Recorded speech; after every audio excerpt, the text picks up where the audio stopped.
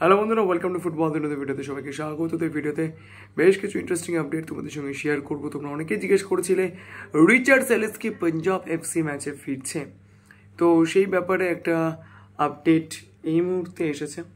তো তিনি কিন্তু তার রিকভারির পথে রয়েছেন এবং একটু আগে আমরা যে আপডেটটা পেলাম যে রিচার্ড সেলিস তিনি কিন্তু নিজে পাঞ্জাব এফসি ম্যাচ খেলার জন্য ইন্টারেস্টেড, এইটুকু আপডেট কিন্তু আমরা পেয়েছি। এবার ইস্টবেঙ্গলের মেডিকেল টিম, ইস্টবেঙ্গল কোচ ওনারা ডিসাইড করবেন যে রিচার্ড সেলিসকে পাঞ্জাব এফসি ম্যাচ খেলার জন্য দিল্লিগামী বিমানে নেওয়া হবে কি না। তবে আপাতত কিন্তু ইস্টবেঙ্গল যতদিন না পাঞ্জাব এফসি ম্যাচ খেলার জন্য প্র্যাকটিসে নামছে ততদিন পর্যন্ত এই ব্যাপারে কিছু বোঝা যাচ্ছে না। তবে রিচার্ড সেলিস নিজে যেটা ঘনিষ্ঠ মহলে বলেছেন, তিনি কিন্তু ম্যাচ খেলার জন্য যে প্রয়োজনীয় রিকভারি দরকার সেই রিকভারি কিন্তু তিনি করে ফেলেছেন।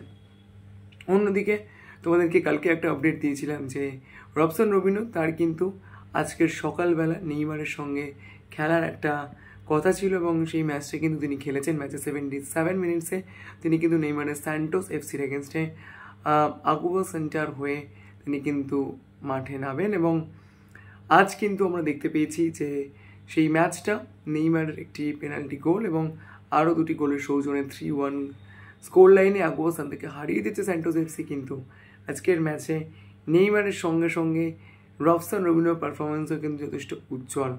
আমি সেই ম্যাচটার লিঙ্ক ডেসক্রিপশন বক্সে দিয়ে দেবো।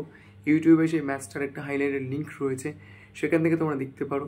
তো কেন তিনি ইস্টবেঙ্গলে আসেননি বা কেন ইস্টবেঙ্গলের প্রি কন্ট্রাক্টে তিনি সাইন করে দিয়েছেন, আসছেন না, এই কথাগুলো আমি কেন সেই সময় অপোজ করেছিলাম। কারণ যে প্লেয়ার ব্রাজিল লিগে একদম টপ ডিভিশনে খেলছে, যে নেইমারের সঙ্গে খেলছে এবং যথেষ্ট ভালো তার পারফরমেন্স রয়েছে, তিনি ইস্টবেঙ্গলের অফারে এত তাড়াতাড়ি হ্যাঁ বলে ফেলবেন এই রকমটা কিন্তু নয়। তার সঙ্গে পজিটিভলি কথা চলছিল, তার আসার ব্যাপারে ইস্টবেঙ্গল অনেকটা এগিয়েও গিয়েছিল। কিন্তু যখনই ব্রাজিল লিগে খেলার প্রস্তাবটা তার কাছে আসে তখনই কিন্তু তিনি আর ইস্টবেঙ্গল অপশানটা ভেবে দেখেননি।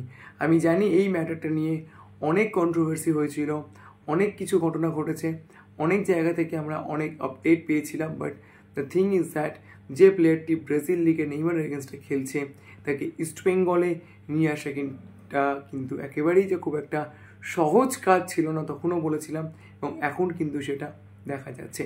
তো যাই হোক, ভিডিও এই পর্যন্তই ছিল। যদি ভিডিওটা ভালো লাগে প্লিজ লাইক করে দিও, আর মনে করে আমার চ্যানেল সাবস্ক্রাইব করতে ভুলো না, কারণ সবসময় তোমরা সাবস্ক্রাইব করলেই আরও ভালো কাজ করে মোটিভেশন পাওয়া যায়। তো চলো এখন এই পর্যন্ত দেখা হচ্ছে পরের ভিডিওতে।